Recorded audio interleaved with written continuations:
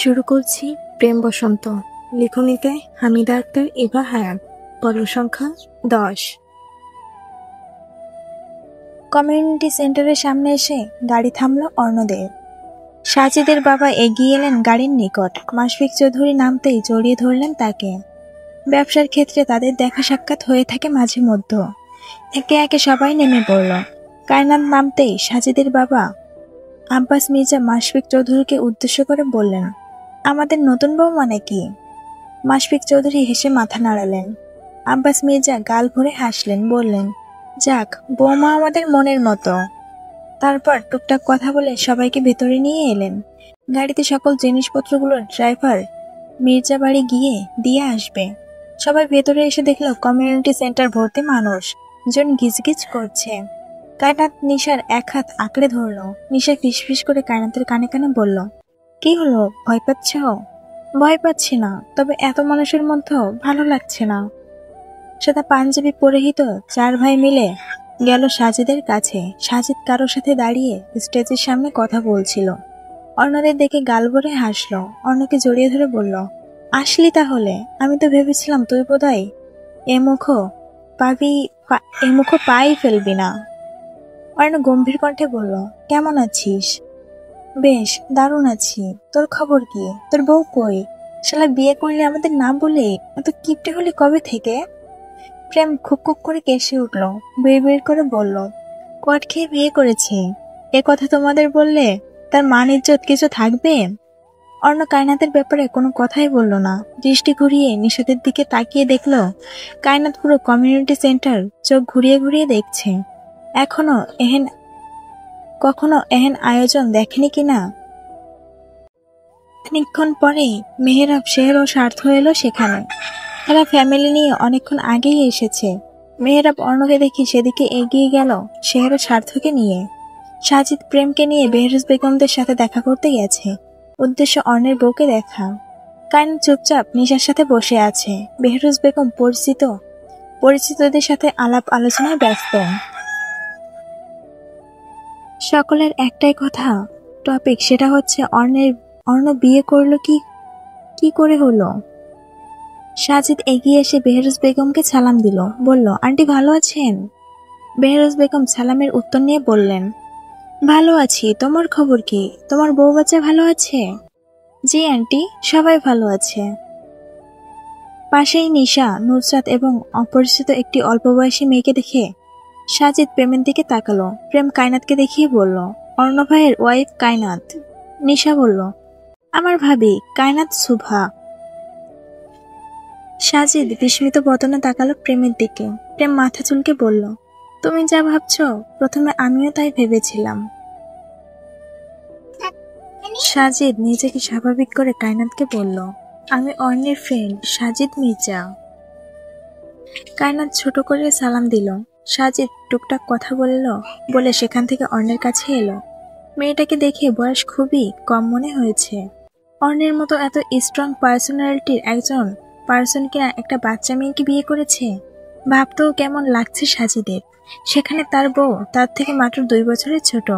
সেখানে এই মেয়েকে দেখে তো মনে হচ্ছে অর্ণের থেকে কম হলেও 12 থেকে 14 বছরের ছোট তো হবেই। সাজিদ ওদের কাছে এসে অর্ণকে বলল, কি রে, তোর বউ দেখি বাচ্চা।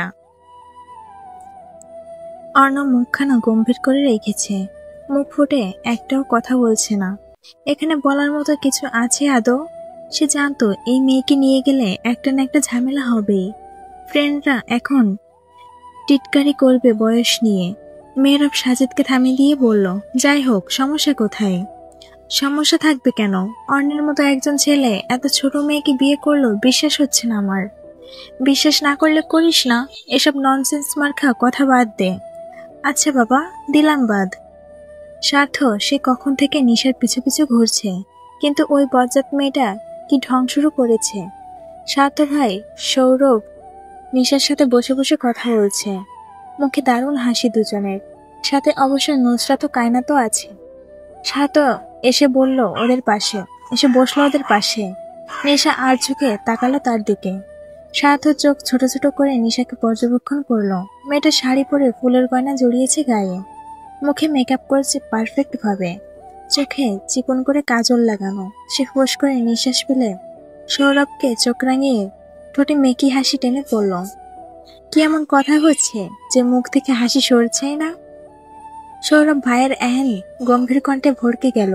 শুকনো ঢোক গিলে বলল, নিশার সাথে কথা বলছি ভাইয়া। নিশা কি? আপু ডাকতে পারিস না? আমি ওর থেকে 1 বছরের বড়, ভুলে গেছ? তো ও ছোট বলে আপু ডাকা যাবে না? নিশা স্বার্থকে থামিয়ে দিয়ে বলল, উফ স্বার্থ ভাই, এমন করছো কেন? সৌরভ আমাকে নাম ধরে ডাকলে আমার ভালো লাগে। এই সৌরভ, তুমি আমাকে নাম ধরেই ডাকবে কেমন?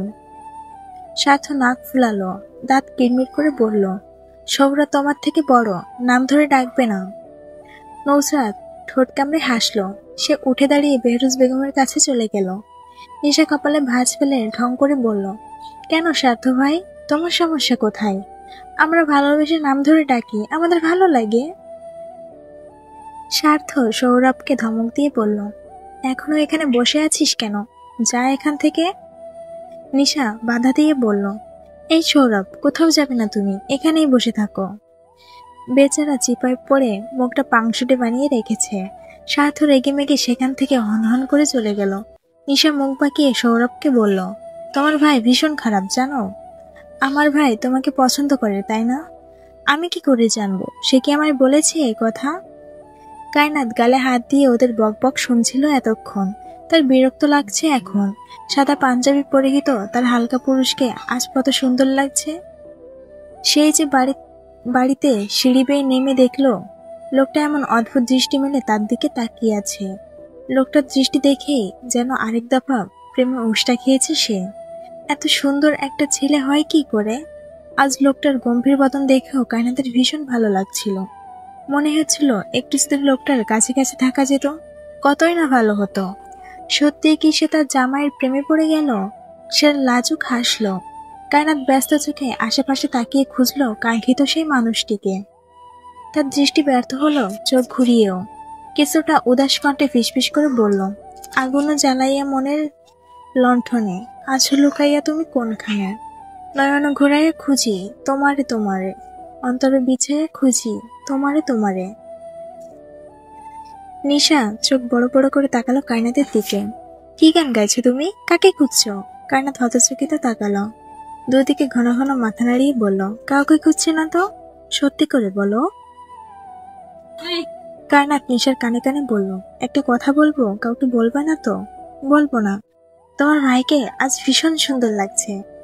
নিশা মুচকি হাসলো, ভ্রু নাচিয়ে বলল, ভাইয়ের উপর ক্রাশ খেয়েছো না? কায়নাত ভারী নিঃশ্বাস ফেলল, আফসোসের স্বরে বলল, তোমার ভাই আনরোমান্টিক। এত সুন্দর একটা বউ পেয়েও কেমন করে অস্বীকার করে দেখেছো? তুমি এমন করে কথা বলছো, মনে হচ্ছে তুমি খুব রোমান্টিক। অবশ্যই তাই, শুধু জামাই আমাকে পাত্তা দেয় না, না হলে দেখিয়ে দিতাম রোমান্টিক কাকে বলে ও কি কি। নিশা খিলখিল করে হেসে উঠল। এদিক ওদিক তাকিয়ে দেখলো বেশ দূরে অর্ণপণে কার সাথে যেন কথা বলছে। সাদা পাঞ্জাবি পায়জামা, হাতে দামি ঘড়ি, চুলগুলো সুন্দর করে সেট করা, দেখতে ভীষণ সাধারণ লাগলেও অসাধারণ লাগছে।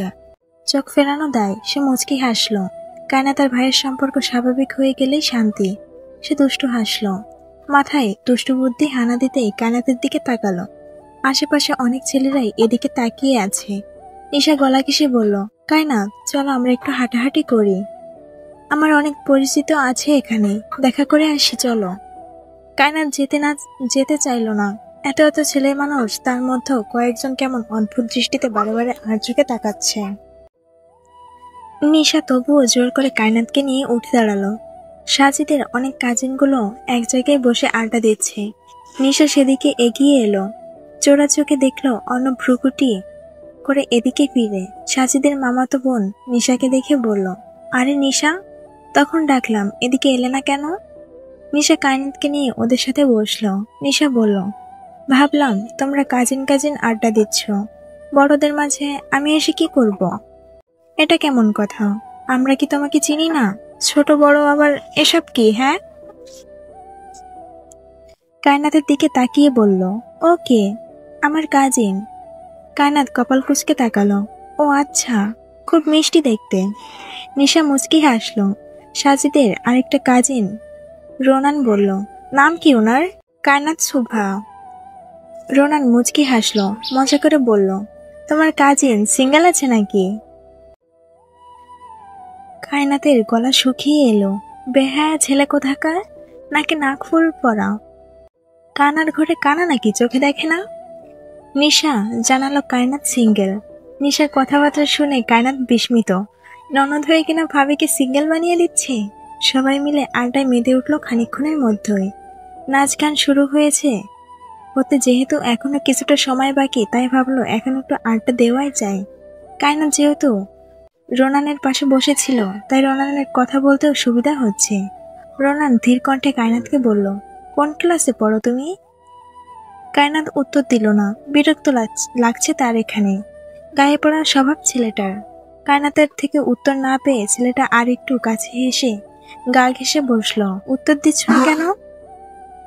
সাথে সাথে গালের মধ্যে ঠাস করে একটা থাপ্পড় মেরে বসলো কেউ একজন। সবাই হতভম্ব হয়ে তাকালো সেদিকে। কায়নাত ভয়ে সরিয়ে দাঁড়িয়েছে। সে নিজেই ছেলেটাকে থাপ্পড় মারতে যাচ্ছিল, তার আগেই এমন কাণ্ড। পাশে তাকিয়ে দেখলো তার লম্বা চড়া সুদর্শন স্বামী চোয়াল শক্ত করে দাঁড়িয়ে আছে, রাগে হাত পা কাঁপছে। ছেলেটার পাঞ্জাবির কলার ধরে টেনে দাঁড় করালো। নাক বরাবর ঘুষি মেরে হুঙ্কার ছেড়ে শুধায়, বাস্টার্ড, তোকে তো আমি। বলতে বলতে আরেকটা ঘুষি মেরে বসলো চোয়াল বরাবর। ছেলেটা নাক বেয়ে গড়িয়ে পড়ছে লাল রক্ত। হাঙ্গামা বেঁধে গেল মুহূর্তের মধ্যেই। কায়নাত ভয়ে থরথর করে কাঁপছে। অর্ণকে কেমন হিংস্র প্রাণীর মতো লাগছে। সাজিদ দৌড়ে এলো এদিকে। স্বার্থ, প্রেম, মেহেরাব সহ উপস্থিত সবাই জড়ো হলো একত্রে। শেহের ও মেহেরাব মিলে ছেলেটাকে ছাড়ালো অর্ণের থেকে। মাশফিক চৌধুরী অর্ণকে ধমক দিয়ে বলল, কি হচ্ছে এসব? বাচ্চা ছেলে তুমি। অর্ণ ঝাড়া মেরে মেহেরাব ও শেহেরকে নিজের থেকে ছাড়িয়ে নিল। আহত ছেলেটার দিকে তাকিয়ে বলল, ওকে জিজ্ঞাসা করো, ও কি করছিল? ও কায়নাতকে দেখিয়ে বলল, এই মেয়ে কি বোবা, কথা বলতে পারো না? বেহরুজ বেগম ধমক দিয়ে বললেন, কি হয়েছে বলবে? হাঙ্গামা করছো কেন? তোমার আদরে বৌমা শরীরের উপর ঢলে পড়ছিল, আর কিছু শুনবে? সবাই কায়নাতের দিকে তাকালো। মেয়েটা ভয়ে স্থির হয়ে দাঁড়াতে পারছে না। নিশে শুকনো ঢোক গিলল। ভাইকে জেলাস ফিল করাতে গিয়ে হিতে বিপরীত হলো। মারামারি লেগে গেল মুহূর্তে। সাজিদের বাবা এবং ছেলেটির মা বাবা ক্ষমা চাইলেন ছেলের হয়ে। ছেলে যে এত উগ্র হয়েছে সেটা তারা বুঝতে পারেনি। হলুদ সন্ধ্যা আর থাকা হলো না সেখানে। অর্ণ, নুসরাত, নিশা এবং কায়নাতকে নিয়ে মির্জাবাড়ি থেকে চলে এলো। কায়নাত কাঁদছে সে তখন থেকে। যা করার ওই ছেলে করেছে। সে কি করেছে? কত বাজে বাজে কথা বলল অর্ণ কায়নাতকে। এর আগে শরীর কাঁপছে তার। মির্জাবাড়ি এসে অর্ণ কায়নাতকে নিয়ে একটা ঘরে ঢুকলো। বাড়ির বুয়া ঘর দেখিয়ে দিয়েছেন। ঘরে আসতেই অর্ণ কায়নাতের হাত ছেড়ে দিল। তাকালো মেয়েটার মুখের দিকে। কাঁদতে কাঁদতে গঙ্গাসাগর বানিয়ে ফেলল প্রায়। বিরক্ত হলো সে। ধমক দিয়ে বলল, ইউজলেস কোথাকার, নাকে কান্না কাঁদছো কেন? থাপড়ের সবগুলো দাঁত ভেঙে ফেলবো, ইডিয়েট। কায়নাত একটা কথাও বলল না। লোকটাকে দেখলে তার রাগ হচ্ছে। এত এত মানুষের মধ্যে যখন যা নয় তাই বলে কায়নাতকে বকেছে, এখন আবার এখানে এসেও চিৎকার করছে। অর্ণ লম্বা শ্বাস টানলো। নিজেকে শান্ত করে ঠান্ডা কণ্ঠে বলল, ছেলেটা যখন গায়ে পড়ে কথা বলছিল তখন কিছু বলনি কেন? এমনিতে না গ্রামের ছেলেদের হাত পা ভেঙে ফেলতে তুমি? কায়নাত রুষ্ট কণ্ঠে বলল, আমাকে ওই সময় টুকু দিয়েছেন? আমি নিজেই তো ওকে থাপ্পড় মারতে যাচ্ছিলাম। অর্ণ আর কথা বাড়ালো না। মেয়েটার মাথা মোটা, যা বলবে তা উল্টো উত্তর দিয়ে দিবে ঠিক। বিয়ের বাকি 2 দিন কোনোরকম কাটতে বাড়ি ফিরল সবাই। এই 2 দিন কায়নাত বাড়ি থেকে বাইরে পা রাখিনি। আর চৌধুরী বাড়ি ফিরে বেশ ভালো লাগছে। এই 2 দিনে মনে হয়েছে কোনো জেলখানায় বন্দি সে। না ঘরের বাইরে পা রেখেছিল, আর না কারোর সামনে গিয়েছে। মেহেরাব, শেহের এবং সার্থক পুরো ফ্যামিলি ঘরে এসেই তার সাথে কথাবার্তা বলেছেন। বাইরে যাওয়ার জন্য তাকে কেউ জোর করেনি। নিশা ক্ষমা চেয়েছিল কায়নাতের কাছে। সে দুষ্টুমি না করলে এত কিছু হতো না। বেয়ারুজ বেগমের মা বেলি বেগম আজ 1 মাস পর চৌধুরী বাড়ি পা রাখলেন। অর্ণ এবং কায়নাতের বিয়ে হয়েছে 1 মাস পেরিয়েছে। কায়নাত নিশার কলেজে ভর্তি হয়েছে কিছুদিন আগে। অর্ণ কানাডা যাওয়ার ডেট চেঞ্জ হয়েছে। সবকিছুই নিজের নিয়মে চলছে। আজ রবিবার। কায়নাত ও নিশা সবেমাত্র কলেজ থেকে ফিরেছে বাড়িতে। বাড়ি ফিরতেই ড্রয়িং রুমে দেখা হয় বেলি বেগমের সাথে। বেলি বেগমকে দেখে কায়নাত মুখটা শুকিয়ে গেছে আতঙ্কে। বুড়ি তো নয়, যেন কায়নাতের জম। সদর দরজা দিয়ে ভেতরে ঢুকলো দুজন। বেলি বেগমকে সালাম দিল কায়নাত। বেলি বেগম গাল ভরে হাসলেন। কায়নাতকে পাশে বসিয়ে বললেন, কেমন আছো নাতবু? কায়নাত মিষ্টি করে হাসলো, বলল, ভালো আছি নানি, আপনি ভালো আছেন? বেলি বেগম উদাস কণ্ঠে বললেন, ভালো থাকি কেমন করে বলো? বয়স হয়েছে, কবে যে শেষ নিঃশ্বাস বলি তার ঠিক নেই। মরার আগে নাতির গুলোর বাচ্চা কাচ্চা দেখার যে বড় শখ। কায়নাত মাথা নিচু করে চোখ মুখ খিচে বন্ধ করে ফেলল। শুরু হয়েছে বুড়ির পেঁচা। নেশা উপরে চলে গেছে। বেলি বেগম কায়নাতের দুটো হাত নিজের হাতের মুঠোয় এনে ধীর কণ্ঠে বললেন, তোমার সংসার কেমন চলছে নাব্বু? কায়নাত শুকনো ঢোক গিলল। কিসব জিজ্ঞাসা করছে সে? কায়নাত জোর করে ঠোঁটে হাসি টেনে বলল, ভালোই চলছে নানি। ওই ভালো না, ওই ভালো না, ওই ভালো না, মানে আমার নাতিকে ঠিক মতো ভালোবাসে তো? যত্ন নাও তার? মহাজালায় ফেসে গেছে বেচারি, কি উত্তর দিবে? এই 1 মাসে যত পেরেছে তত অর্ণকে এড়িয়ে চলেছে কায়নাত। লোকটার সাথে তার সকালে আর রাতে খাওয়ার টেবিলে একটু দেখা হয়, এই আর কি। কায়নাতকে চুপ করে থাকতে দেখে বেলি বেগম দীর্ঘশ্বাস ফেললেন। আদেশের স্বরে বললেন, এখন ফ্রেশ হয়ে খাওয়া দাওয়া করে আমার সাথে বের হবে তুমি। কোথায় যাব নানি? আমি যেখানেই নিয়ে যাব। কায়নাত মাথা নাড়িয়ে নিশার ঘরে এলো। এসে সময় নিয়ে গোসল সারলো। ওয়াশরুম থেকে বেরিয়ে দেখলো নিশা ভেজা চুলগুলো ছড়িয়ে ছিটিয়ে বিছানায় শুয়ে আছে। ঘুমিয়ে গেছে কি? দুপুরে তারা দুজন ক্যান্টিনে খাবার খেয়েছিল, তাই এখনো ক্ষুধা নেই। ঘন্টাখানেক পর কায়নাত এবং নিশাকে নিয়ে বেলি বেগম বের হলেন বাড়ি থেকে। মার্কেটে নিয়ে এলেন তিনি। শাড়ির দোকানে ঢুকে খুবই পাতলা সিল্কের শাড়ি বের করলেন। কায়নাত শুধু হতভম্ব হয়ে বেলি বেগমের কাহিনী দেখছে। সে ভাবছে, এত পাতলা শাড়ি উনি পরবেন? এই শাড়ি পরার থেকে না পরা অনেক ভালো, সবকিছুই দেখা যায়। বেলি বেগম দেখে 15টা পাতলা শাড়ি নিলেন। তারপর কাতান শাড়ি বের করতে বলে কায়নাতকে বললেন, শাড়ি পছন্দ করো নাতবো? কায়নাত 2টা শাড়ি পছন্দ করলো। বেলি বেগম বিরক্ত হয়ে নিজের মতো করে বেশ কয়েকটা কাতান শাড়ি পছন্দ করলেন। এত শাড়ি দিয়ে তিনি কি করবেন কায়নাত কিছুই বুঝতে পারল না। তবে বুড়িকে তার মোটেও সুবিধার মনে হয় না, কেমন কেমন কথা বলে শুধু। বেলি বেগম আরো কিছু পার্সোনাল জিনিস কিনলেন। বাড়ি ফিরতে ফিরতে রাত হলো তাদের। বেহরুজ বেগম বুয়াকে নিয়ে রান্নাঘরের কাজ করছেন। মাকে দেখে তিনি বেরিয়ে এলেন রান্নাঘর থেকে। বেলি বেগম কায়নাতকে আর নিশাকে সবগুলো শপিং ব্যাগ নিয়ে ঘরে যেতে বললেন। ওরা চলে যেতেই বেলি বেগম বললেন, অর্ণার অফিস থেকে ফিরবে কখন? রাত হবে। তিনি বেহরুজ বেগমের সাথে কিছুক্ষণ কথা বলে উপরে উঠে এলেন। নিশা আর নুসরাতকে নিয়ে অর্ণার ঘরে গিয়ে ঘন্টাখানেক সময় নিয়ে কি যেন করছেন কে জানে। রাত 11টা নাগাদ অর্ণ ফিরল অফিস থেকে। এসে ঘরে গিয়ে দেখলো ঘরটা আজ একটু বেশি পরিষ্কার মনে হচ্ছে। গায়ে কোটটা খুলে সাদা শার্টের ওপরে দুটো বোতাম খুলতেই চোখ গেল বিছানার দিকে। এই আজব, কালকেই বিছানার চাদর চেঞ্জ করা হয়েছিল, তাহলে আজ আবার কে চেঞ্জ করেছে? সে কাবার্ড খুলতে আরেক দফা অবাক হলো কাবার্ড ভর্তি শাড়ি দেখে। এক পাশে তার সব জামা কাপড়, অন্য পাশে বিভিন্ন রঙের শাড়ি। অন্য মেজাজ খারাপ হয়ে গেল মুহূর্তে। চিৎকার করে বেহরুজ বেগমকে ডাকল সে। বেলি বেগম ও বেহরুজ বেগম ঢুকলেন অর্ণের ঘরে। দেখলেন ছেলে কাবার্ডের সব জামা কাপড় ফ্লোরে ছুঁড়ে ফেলেছে এক একটা করে। বেহরুজ বেগম বললেন, কি হচ্ছে অর্ণ, এসব ফেলছো কেন? অর্ণ দাঁত চিবিয়ে শুধায়, আমার ঘরে শাড়ি কোথা থেকে এলো? বেলি বেগম বললেন, তোমার বউয়ের জামা কাপড় তোমার ঘরে তো থাকবে তাই না? তার মানে এই কাজ তোমার? অবশ্যই আমার। নানু প্লিজ, যে কদিন দেশে আছি একটু শান্তিতে থাকতে দাও। বেলি বেগম গম্ভীর হলেন, মুখে কাঠিন্য বজায় রেখে বললেন, কবুল বলে বিয়ে করেছে, এখন অস্বীকার করছো? বউ মানো না, তাহলে বউকে বাড়ি রেখেছো কেন? খুব শীঘ্র ডিভোর্স দিয়ে দিব আমি। তাহলে খুলনায় রেখে এসো ওকে। নাজনীন নামের ছেলেটা বেশ ভালো, শুনেছি নাজনীন ওকে পছন্দ করে। ভালো থাকবে মেয়েটা। অর্ণের জল শক্ত হলো, বিরক্ত হয়ে বলল, ঘর থেকে বের হও তোমরা। ওই মেয়েকে বলো আমার ঘর পরিষ্কার করতে। ওকে কেন বলবো? আমি বলেছি তাই। বেলি বেগম বেহরুজ বেগমকে নিয়ে ঘর থেকে বেরিয়ে এলেন। বেহরুজ বেগম সিঁড়ি পেয়ে নামতে নামতে বললেন, মা, ওর কথায় মানে আমি বুঝতে পারছি না। বেলি বেগম হাসলেন, বললেন, সোজা আঙুলে ঘি না উঠলে আঙুল বাঁকা করতে হয়, জানিস নিশ্চয়। নিশার ঘরে এসে দেখলেন কায়নাত শুয়ে আছে বিছানায়। তিনি ঘরে ঢুকে বললেন, আমার নাতি তোমার তার ঘরে ডেকেছে, যাও গিয়ে দেখা করে এসো। কায়নাত ফট করে উঠে বসলো, চোখ কপালে তার। ওই লোক আবার ডেকেছে কেন? আমাকে ডাকছেন কেন? ডেকেছে কেন নানি?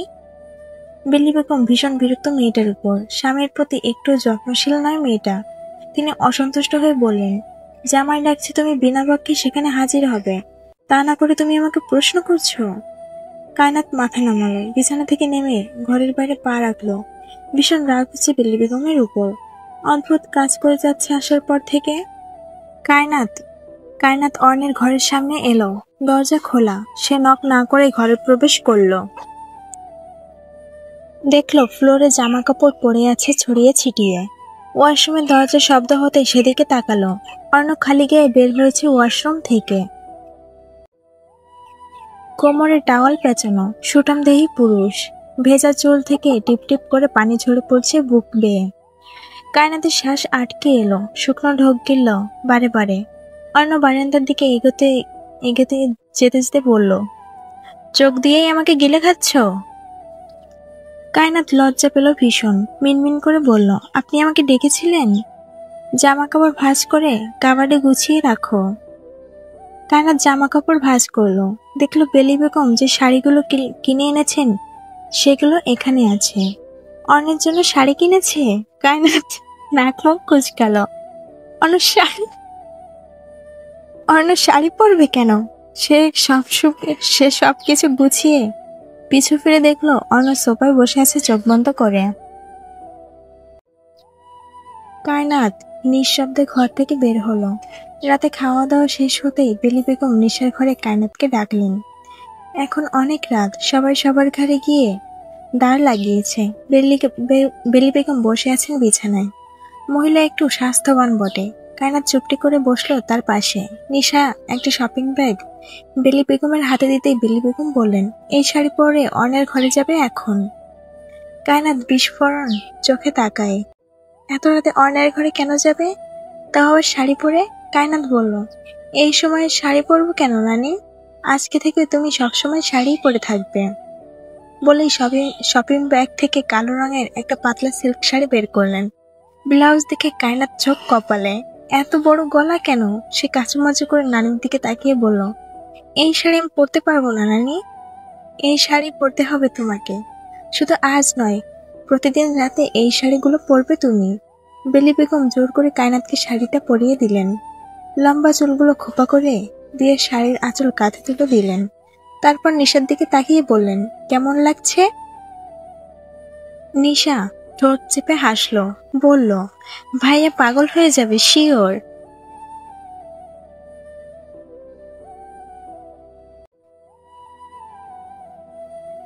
পাতলা শাড়ি গায়ে জড়িয়ে কায়নাতের সর্বাঙ্গ শিরশির করছে। মনে হচ্ছে দেহের প্রতিটা ভাঁজ স্পষ্ট। সে ভীত আননে বেলি বেগমের দিকে তাকালো। বেলি বেগম কায়নাতের হাত ধরে পাশে বসালেন। কায়নাতের থুতনি উঠিয়ে মিষ্টি হেসে বললেন, তোমাকে তুই করে ডাকি নাত বউ। কায়নাত অনুমতি দিল। বেলি বেগম গাল ভরে হাসলেন, বললেন, আমার নাতির কি তো সুন্দর লাগে না? কায়নাত সাথে সাথে জবাব দিল, এটা কেমন কথা নানি? উত্তর দে। খারাপ লাগবে কেন? তোর পছন্দ হয় আমার নাতিরে? কায়নাত শুকনো ঢোক গিলে বলল, ওনার সাথে আমার বিয়ে হয়েছে, উনি আমার স্বামী, আমার সবকিছুই উনি। স্বামীকে কারোর খারাপ লাগে কখনো? আমার নাতির বয়স জানিস নিশ্চয়। তার বয়স হয়েছে, কয়দিন পর বয়স আরো বাড়বে। এই বয়সে ওরা বন্ধু বিয়ে শাদী করেছে, বাচ্চা কাচ্চাও আছে। আমার নাতিরও ইচ্ছা হয় বাচ্চা কাচ্চার। থেমে আবার বললেন, সে কথা বাদই দিলাম, ওর বয়স হয়েছে, বউয়ের দরকার আছে। কি বোঝাতে চাইছি বুঝতে পারছিস? কায়নাত মাথা নাড়ল। বেলি বেগম মুচকি হেসে বললেন, ছেলেটা একটু রকচটা, কিন্তু মনটা ভীষণ ভালো। একবার যত্ন করে ভালোবেসে দেখ, সব সুখ তোর হবে। কায়নাত কিছুক্ষণ চুপ করে বলল, উনি বিয়েটা মানেন না নানি।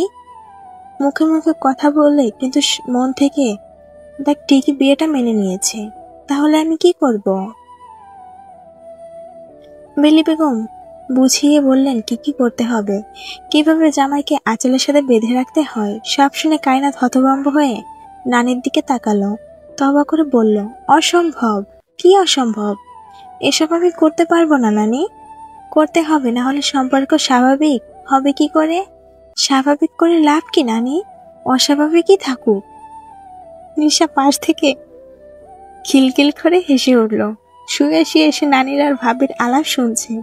কায়নাতের এহেন রিয়াকশন দেখে বলল, শুনেই এই অবস্থা, আর যখন এগুলো ঘটবে তখন কি হবে? নাক মুখ লজ্জায় লাল হয়ে এলো কায়নাতে। হাত কচলে বলল, আমাকে দিয়ে এসব হবে না। বেলি বেগম বিছানা ছেড়ে উঠে দাঁড়ালেন। নিশার থেকে হালকা গোলাপি রঙের লিপস্টিক নিয়ে ওর ঠোঁটে লাগিয়ে দিয়ে শরীর ঢেকে জোর করে ঘর থেকে বের করে আনলেন। সিঁড়ি বেয়ে অর্ণের ঘরের সামনে এসে শাড়ির আঁচলটুকু সরিয়ে দিয়ে বললেন, যা বলেছি তাই করবে। ঘরের দরজা নক করতে অর্ণ দরজা খুলে দিল। দরজার সামনে নানিকে দেখে বলল, কি চাই? বলতে বলতে নিচে তাকালো। কাচুমাচু হয়ে কালো রঙের শাড়ি পরে দাঁড়িয়ে আছে কায়নাত। অর্ণ সাথে সাথে দৃষ্টি সরালো। কঠিন দৃষ্টি মেলে বেলি বেগমের দিকে তাকাতেই তিনি বললেন, কিছু চাই না, এ নাও তোমার বউ, কে দিয়ে গেলাম। বলেই তিনি হাঁটা ধরলেন উল্টো পথে। অর্ণ দরজা থেকে সরে দাঁড়ালো। ঘরের ভেতর যেতে যেতে বলল, সংসেজে দাঁড়িয়ে আছেন কেন? কায়নাত শাড়ির আঁচল দিয়ে বৃথা চেষ্টা করলো সর্বাঙ্গ ঢাকার। ঘরের ভেতর পা বাড়িয়ে দরজা চাপিয়ে দিল। অর্ণ গম্ভীর কণ্ঠে বলল, লাগিয়ে দাও দরজা। গম গমে কণ্ঠস্বর তার। কায়নাত ভড়কে গেছে বটে। শুকনো ঢোক গিলে দরজা লাগিয়ে পিছু ঘুরল। দেখলো অর্ণ সোফার উপর পা রেখে ফ্লোরের দিকে তাকিয়ে আছে। কায়নাত গুটি গুটি পায়ে বিছানায় গিয়ে বসলো আর চোখে অর্ণের দিকে তাকালো। অর্ণ চোখ ছোট ছোট করে বলল, ইমপ্রেস করার চেষ্টা করছো? কায়নাত শুকনো ঢোক গিলে বলল, তা করতে যাব? তা কেন করতে যাব? কি পরেছো এটা? শাড়ি? সব বের করে? আপনার চোখে সমস্যা বুঝলেন? আমি তো সব ঢেকেই পড়েছি। আপনার নজর নজর নজর খারাপ, তাই এমন বাজে নজরে আমাকে দেখছেন। অন্য ঠোঁট কামড়ে দৃষ্টি নিলীয় করলো। আমার আমার নজর পড়লে সব ঝলসে যাবে, বুঝলে? কায়নাত বুঝলো না, বলল, মানে? চুলে যেমন ক্ষত হবে তেমন নজরেও ঝলসে যাবে সারা সর্বাঙ্গ।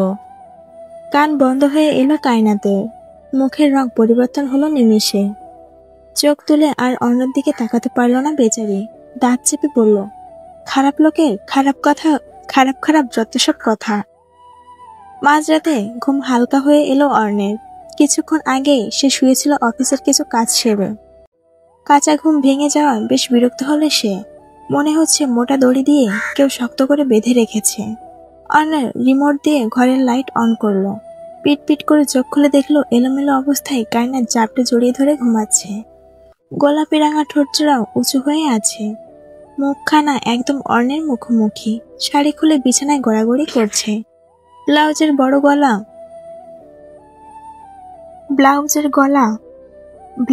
বড় গলা থাকার কারণে বক্ষভাঁজ স্পষ্ট। অর্ণের তন্দ্রা কেটে গেল মুহূর্তে। শুকনো ঢোক গিলে চোখ বন্ধ করলো। অবাধ্য অনুভূতিগুলো হৃদয় মাঝারে হানা দিতে খানিক পুরুষত্ব কেঁপে উঠল। প্রাপ্তবয়স্ক যুবক সে। এহেন অনুভূতি থেকে পালিয়ে যাওয়া বড্ড কষ্ট। নিজেকে সামলে রাখা বিশ্বযুদ্ধ থেকে কম নয়। অর্ণ চোখ খুলল। কায়নাতের শুকনো গোলাপি উষ্ঠে তার পুরুষালী খসখসে হস্ত রেখে স্লাইড করলো কিছুক্ষণ। মনে মনে ভাবলো, ঠোঁটে এসব কি লাগিয়েছে? কায়নাত ঘুম ঘুম চোখে চোখ খুলে বিড়বিড় করে বলল, মশা কামড়ায়।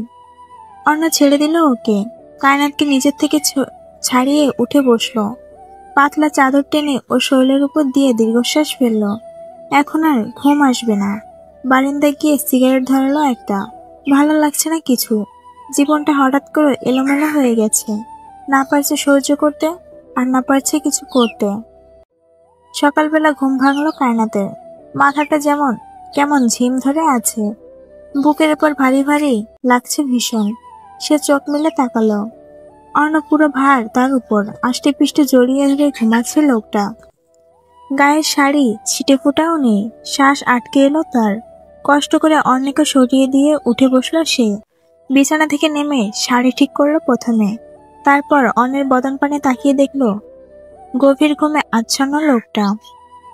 লোকটা খারাপ, লোকটা ঘুমে সুবিধা নেই, কেমন জল্লাদ লোক, ঘুমের মধ্যে জড়িয়ে ধরেছে। জান বেরিয়ে যাচ্ছিল আর একটু হলে। কায়নাত পিটপিট করে পা ফেলল। অর্ণের একদম অতি নিকটে এসে এলোমেলো চুলগুলোয় হাত বুলিয়ে দিল। অর্ণের হালকা আঁচলে ঠোঁট লেগে ঠোঁট চিপে ধরল মেয়েটা। অর্ণর হালকা কাচলে কালচে ঠোঁট দেখে ঠোঁট চিপে ধরল মেয়েটা। কেমন করে বুড়োদের মতো ঘুমিয়ে আছে ঠোঁট ফুলিয়ে, কেমন করে বাবুদের মতো ঘুমিয়ে আছে ঠোঁট ফুলিয়ে। কাবার থেকে একটা খয়েরি রঙের কাতান শাড়ি বের করলো সে। ধড়িবাজ নানি শাশুড়ি ছাড়া কিছুই কিনে দিল না, শাড়ি ছাড়া কিছুই কিনে দিল না। জামা কিনে দিলে কি ঠাডা পড়তো? কায়নাত ওয়াশরুম থেকে গোসল করে বেরিয়ে বারান্দার দরজা খুলে দিল। অনেক বারান্দাটা বেশ বড়, এখানে কিছু ফুল লাগাতে হবে, নাইলে বারান্দা মনে হবে, সে কাপড় শুকাতে দিয়ে ঘরের ভেতর এলো। অনেক শরীরে শুধু একটা ট্রাউজার, তাছাড়া একটা সুতোও নেই। কায়নাত মুখ পাকালো। বজ্জাত একটা, জেগে থাকলেই শুরু হবে গম্ভীরগিরি। একটু হাসি খুশি থাকতে কি কষ্ট হয়? কায়নাত আয়নার সামনে গিয়ে শাড়ি ঠিক করতে করতে দেখলো ঘাড়ের নিচে সেই দিনের মতো একটা কালচে দাগ। মেয়েটার বদন চিন্তিত হলো। ব্যাপার কি, এমন কেন হচ্ছে? মশা কামড় দিল তো এমন কালো কালো হয় না? সে সেখানে হাত ছোঁয়ালো। হালকা ব্যথা ব্যথা অনুভব হতেই চোখ খিচে বন্ধ করে ফেলল। কায়নাত দরজার দিকে তাকিয়ে দেখলো ওপরে ছিটকানি লাগানো। সে আশেপাশে চেয়ার খুঁজলো, দেখলো তুলোর মতো একটা টুল জাতীয় কিছু একটা আছে বারান্দায়। ওটা এনে দরজার সামনে রাখলো। ভীষণ ভারী বিপদ। এত লম্বা কেন দরজা? নাকি সেই বেশি খাটো? পা উঁচু করেও নাগাল পেল না বেচারি। হতাশ হয়ে নামতে গেলে ঠাস করে পড়ে গেল ফ্লোরে। মাগো বলে চিৎকার করে উঠতে অর্ণর ঘুম থেকে ধরপড়িয়ে উঠে বসলো। ঘুম ঘুম চোখে দরজার পাশে তাকালো। কায়নাত পায়ে হাত দিয়ে ফুপাচ্ছে। অর্ণ হতভম্ব হয়ে এগিয়ে গেল ওর কাছে। ব্যস্ত হাতে কায়নাতের ব্যথাতুর পা আঁকড়ে ধরে বলল, what happened? Why are you crying?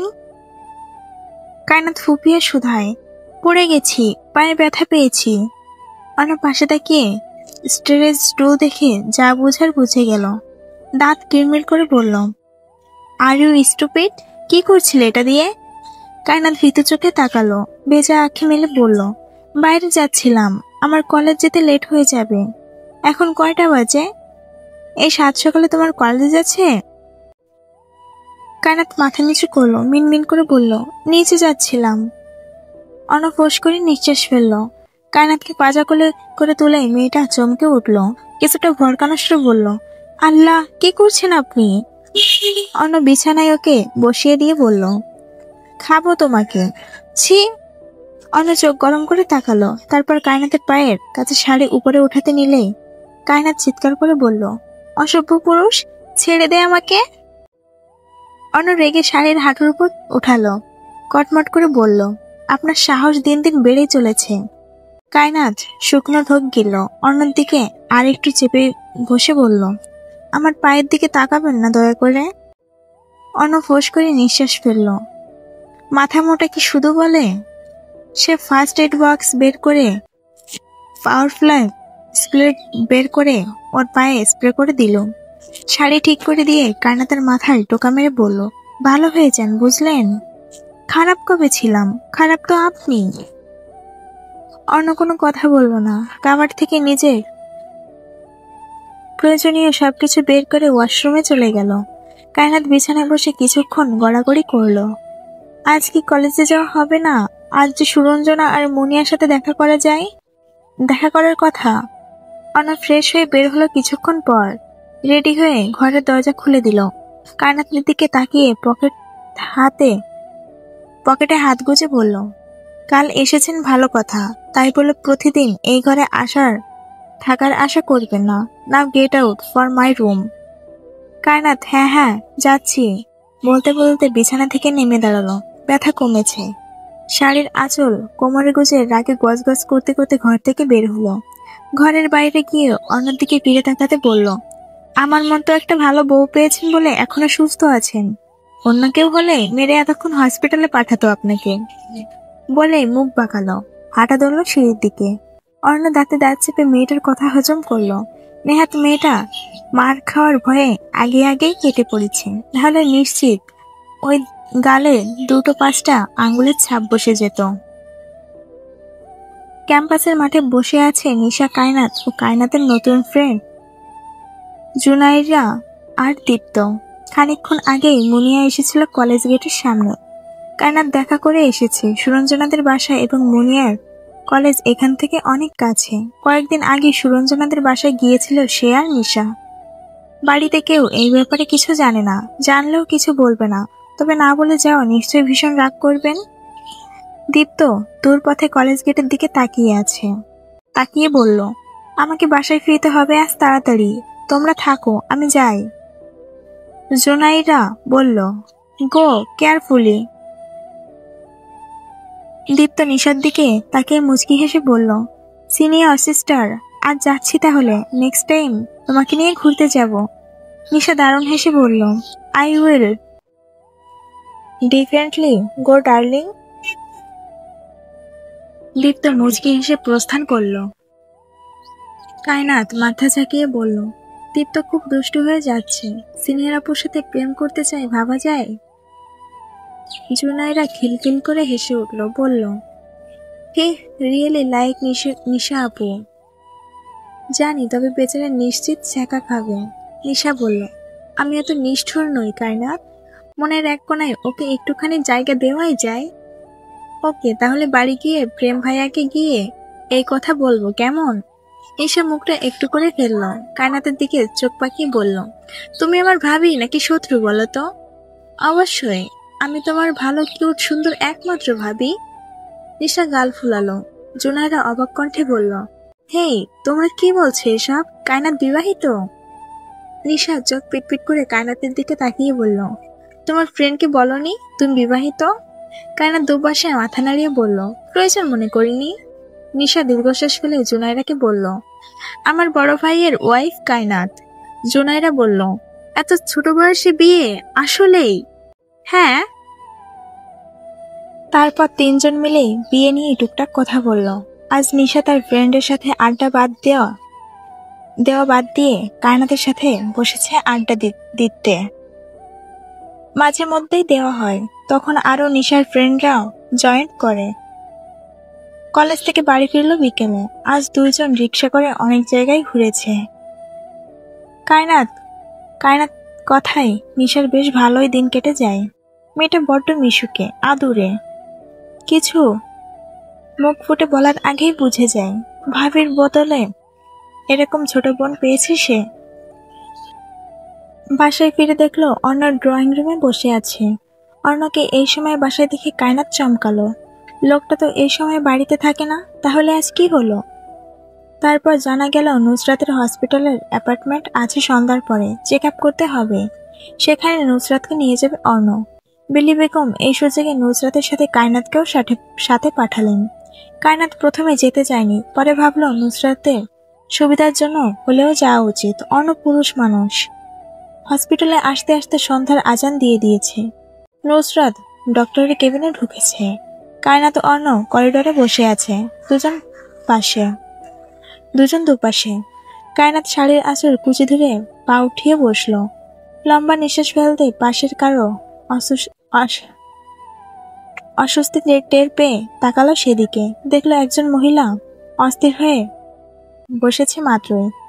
কিছুক্ষণ চুপ থেকে মহিলা কায়নাতকে ভালো করে পর্যবেক্ষণ করে বলল, তুমি কি প্রেগনেন্ট? কায়নাত চমকে তাকালো, বিস্ময় কণ্ঠে বলল, আমার তো বিয়েই হয়নি। মহিলা বোধহয় খুশি হলেন। কায়নাতের পেটের দিকে তাকিয়ে বললেন, তোমার বসার স্টাইল এবং পেট দেখে মনে হচ্ছে তুমি প্রেগনেন্ট। কায়নাত নিজের পেটের দিকে তাকালো। শাড়ি পরার কারণে এমন লাগছে। সে ঠোঁট টেনে হেসে বলল, তেমন কিছু না। তাছাড়া আমাকে দেখে মনে হচ্ছে আমার বিয়ে হয়েছে। বাচ্চা একটা মেয়ে আমি।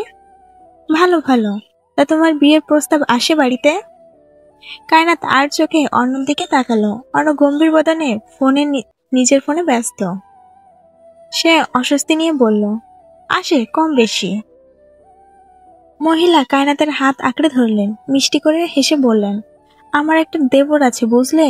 বয়স বেশি নয়, এই ধরো 24 কি 25 হবে। ছেলেটার জন্য মেয়ে খুঁজছি, কিন্তু মনের মতো মেয়ে পাচ্ছি না। তুমি যদি কিছু মনে না করো একটা কথা বলবো? আসলে তোমাকে আমার অনেক ভালো লেগেছে। তোমার পরিবারের সাথে আমি কথা বলতে চাই। মহিলার মুখে কথা শেষ করতে না করতে অর্ণ গম্ভীর কণ্ঠে কণ্ঠস্বর ভেসে এলো। সে কায়নাতের সামনে দাঁড়িয়ে মহিলাকে উদ্দেশ্য করে বলল, এই মেয়ে 2 মাসের গর্ভবতী। একজন বিবাহিত মেয়েকে আপনার দেবরের বউ করতে চাচ্ছেন, তাও আবার আমার বিয়ে করা বউকে?